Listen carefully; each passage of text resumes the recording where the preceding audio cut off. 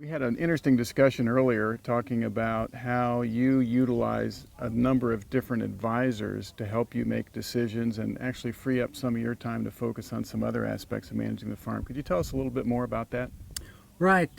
One of the areas I think that a lot of farmers have trouble with is marketing. Got your newsletter advisories and radio advisories and personal marketing people. We had the advisors, and we've worked with a personal advisor that we've given him authority to do our sales directly. He takes care of the whole thing, tells me when to deliver.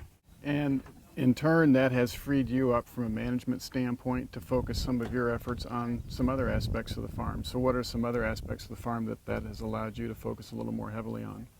Well, one of the areas that we really try to work on is managing the data that we get, keeping track of the inputs and income for the farm on the accounting side, and also the nutrients and the yield on the other end. So one of the things you also mentioned earlier was the fact that you work closely with an accounting management firm. Tell us a little bit more about how that works and how that's helped you make some better decisions. Yeah, with AgriSolutions, they are a management company first, and just use the software as a means to that end.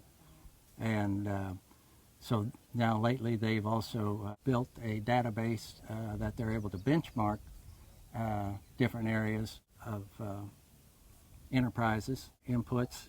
You can see where you rank and what areas that you may need to work on to lower your input cost, or possibly that's not the enterprise that you need to be in.